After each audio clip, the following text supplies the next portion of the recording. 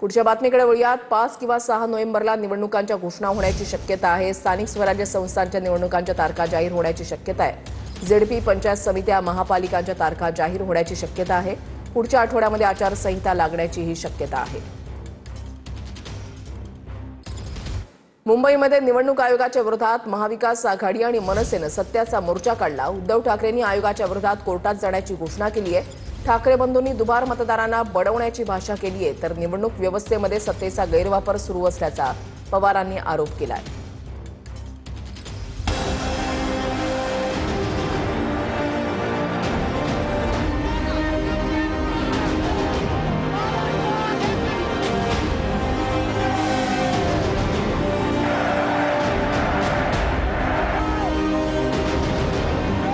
ठाकरे बंधू आणि महाविकास आघाडीचा निवडणूक आयोगाविरोधातला सत्याचा मोर्चा यात प्रचंड गर्दी बघायला मिळाली।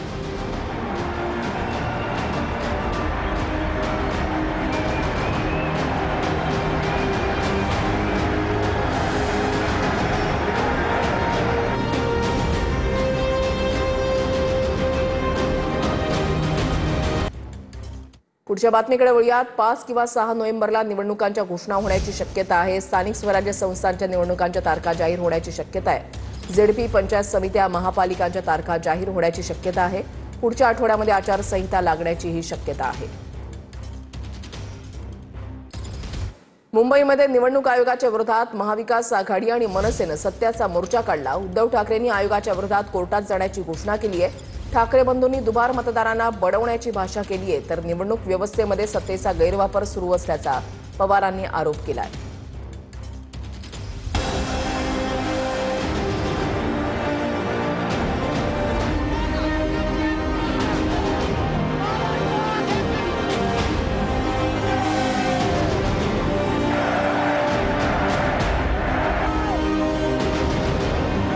ठाकरे बंधू आणि महाविकास आघाडीचा निवडणूक आयोगाविरोधातला सत्याचा मोर्चा यात प्रचंड गर्दी बघायला मिळाली।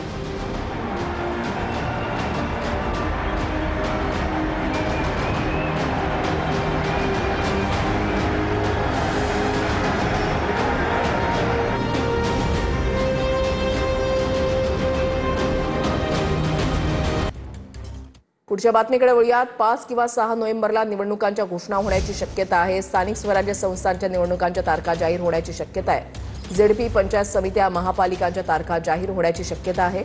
पुढच्या आठवड्यामध्ये आचारसंहिता लागण्याचीही शक्यता आहे। मुंबईमध्ये निवडणूक आयोगाच्या विरोधात महाविकास आघाडी आणि मनसेनं सत्याचा मोर्चा काढला। उद्धव ठाकरेंनी आयोगाच्या विरोधात कोर्टात जाण्याची घोषणा केली आहे। ठाकरे बंधूंनी दुबार मतदारांना बडवण्याची भाषा केली आहे, तर निवडणूक व्यवस्थेमध्ये सत्तेचा गैरवापर सुरू असल्याचा पवारांनी आरोप केला आहे।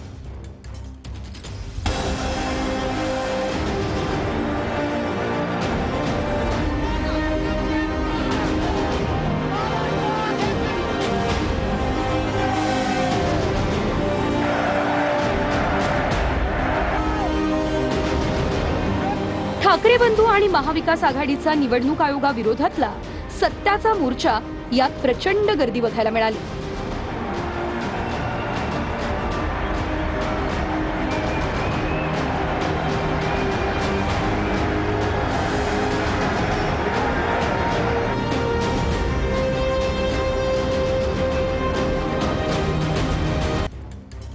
पुढच्या बातमीकडे वळूयात। 5 किंवा 6 नोव्हेंबरला निवडणुकांच्या घोषणा होण्याची शक्यता आहे। स्थानिक स्वराज्य संस्थांच्या निवडणुकांच्या तारखा जाहीर होण्याची शक्यता आहे। झेडपी, पंचायत समित्या, महापालिकांच्या तारखा जाहीर होण्याची शक्यता आहे। पुढच्या आठवड्यामध्ये आचारसंहिता लागण्याचीही शक्यता आहे। मुंबईमध्ये निवडणूक आयोगाच्या विरोधात महाविकास आघाडी आणि मनसेनं सत्याचा मोर्चा काढला। उद्धव ठाकरेंनी आयोगाच्या विरोधात कोर्टात जाण्याची घोषणा केली आहे। ठाकरे बंधूंनी दुबार मतदारांना बडवण्याची भाषा केली आहे, तर निवडणूक व्यवस्थेमध्ये सत्तेचा गैरवापर सुरू असल्याचा पवारांनी आरोप केला आहे।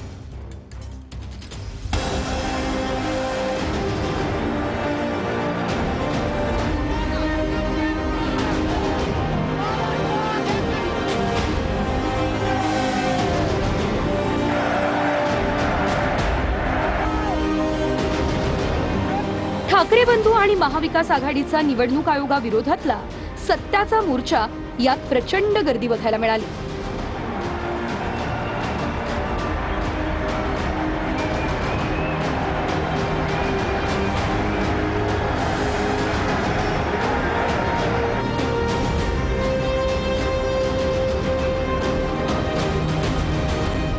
राज ठाकरे, उद्धव ठाकरे, आदित्य ठाकरे, अमित ठाकरे यांच्यासह ठाकरे परिवारातले सर्व सदस्य या सत्याच्या मोर्चात निवडणूक आयोगाविरोधात रस्त्यावर उतरले.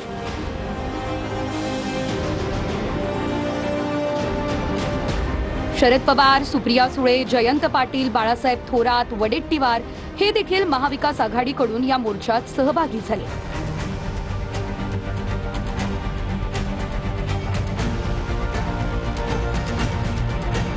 सत्याच्या मोर्चात राज ठाकरेंनी दुबार मतदार मतदानासाठी आला तर त्याला तिथेच ठोकून काढा असं आवाहन केलं.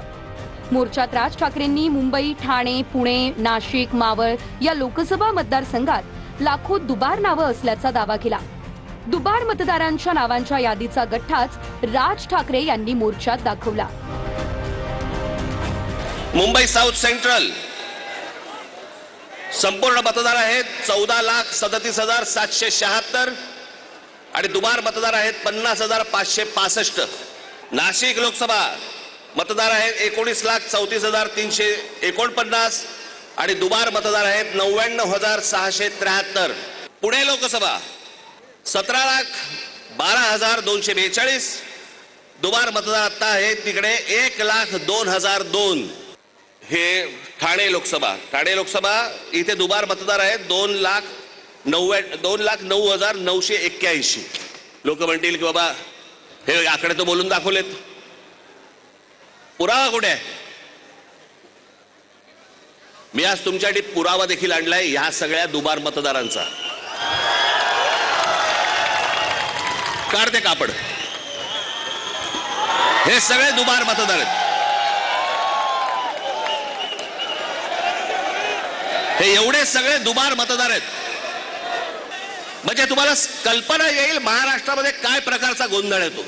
भारतीय जनता पक्षाचे पण लोक बोलतायत की दुबार मतदार आहेत. शिंदेचे लोक बोलतायत दुबार मतदार आहेत. अजित पवारांचे लोक म्हणतात दुबार मतदार आहेत. अरे मग अडवलंय कोणी? मग हा निवडणूक घेण्याची घाई का करतात? साधी गोष्ट आहे, मतदार याद्या साफ करा. मग जेव्हा निवडणुका होतील त्याच्यानंतर यश कोणाचं अपयश कोणाचं सगळ्या गोष्टी मान्य.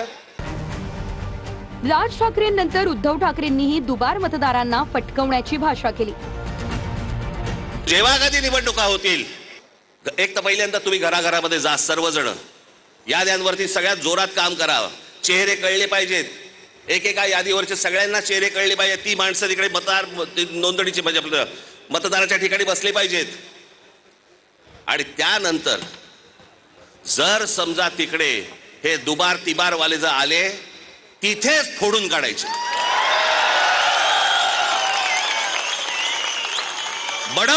बडवायचे आणि मग पोलिसांच्या हातात द्यायचे. आजपासून तुम्ही सगळ्यांनी आणि प्रत्येक राज्यातल्या प्रत्येक नागरिकांनी ही जबाबदारी घेतली पाहिजे की मत चोर जिकडे दिसेल तिथल्या तिथे त्याला फटकावला पाहिजेच. लोकशाही मार्गाने फटकवा. निवडणूक आयोगाविरोधात सर्व पुरावे घेऊन न्यायालयात जाणार असल्याची घोषणा उद्धव ठाकरेंनी केली आहे. आम्ही प्रामाणिकपणाने कायदेशीर मार्ग अवलंबतो आहोतच. येत्या काही दिवसात हे सगळे पुरावे घेऊन आपण न्यायालयात जाणार आहोत. बघू न्यायालयामध्ये तरी आपल्याला न्याय मिळतो की नाही याची सुद्धा परीक्षा होईल. माझं आणि कुटुंबाचं मतदान बाद करण्याचा डाव होता का असा सवाल उद्धव ठाकरेंनी सभेत उपस्थित केला. आणि त्यांच्या नावानं निवडणूक आयोगाकडे सक्षम नावाच्या ॲपवरून कुणीतरी खोटा अर्ज केल्याचा गौप्यस्फोट केला. सदर अर्जाबाबतची पडताळणी केली असता हा अर्ज आम्ही केलेला नाही असा अभिप्राय मिळाला आहे. त्या आधारे सदर अर्ज रद्द म्हणजे बाद करण्यात आलेला आहे. तर त्या अर्जदाराचं नाव आहे उद्धव बाळासाहेब ठाकरे. आणि कुठून केलंय ते सक्षम नावाचं ॲप आहे. तर सक्षम नावाच्या ॲपवरनं हा प्रकार कशासाठी कोण करत होतं मी रितसर तक्रार केली की कोणी हे केलेलं आहे. याचा अर्थ असा की माझ्या नावाने खोट्या नंबरवरून OTP काढण्याचा प्रयत्न झालाय. हे सगळं प्रकरण हॅक करण्याचा प्रयत्न झालाय. आणि कदाचित माझ्या सकट माझ्या कुटुंबातील 4 जणांची नावं मतदार यादीतून बाद करण्याचा प्रयत्न केला गेलाय का हे आता आपल्याला शोधलं पाहिजे. या मोर्चातून उद्धव ठाकरेंनी मुख्यमंत्री फडणवीस आणि अमित शहांवरही हल्लाबोल केला. मुख्यमंत्री मध्ये म्हणाले की लोकसभेच्या वेळेला राजकीय म्हणजे आमच्या विरोधी पक्ष म्हणजे आपण कोणत्या मतदारसंघात कसा लाभ घेतलेला आहे याचा पर्दाफाश मी करेन. मी मुख्यमंत्र्यांना तुमच्या सगळ्यांच्या साक्षीने आव्हान देतो आहे की तुम्ही आमचा पर्दाफाश कराच. पण जेव्हा मुख्यमंत्री असं बोलतायत याचा अर्थ मुख्यमंत्र्यांनी सुद्धा ते मान्य केलंय की मतचोरी झालेली आहे, मतचोरी होते आहे. शोलेमध्ये एक डायलॉग आहे, दूर गांव में जब आधी रात बच्चा रोता है तो माँ कहती है सो जा नहीं तो. तसं आज तुम्हाला सांगतोय की आता जागे झाल्यात, जागे राहा, नाहीतर ॲनाकोंडा आ जाएगा. या ॲनाकोंडाला आता आपल्याला कोंडावंच लागेल, कारण नाहीतर सुधारणार नाहीत. लोकशाहीत संविधानानं दिलेला अधिकार जतन करण्याची वेळ आहे असं पवार म्हणाले. निवडणूक व्यवस्थेत सत्तेचा गैरवापर होत असल्याचा आरोपही पवारांनी केलाय. इथून जाताना आपल्याला आज निकाल घ्यायचा आहे. आम्ही अनेक पक्षात आहोत, विचारधारा वेगळी आहे, कधी मतभेदी असतात, पण आज देशाची संसदीय लोकशाही ही शिकवायची असेल, मताचा अधिकार हा शिकवायचा असेल तर तुम्हाला मला एक व्हावं लागेल.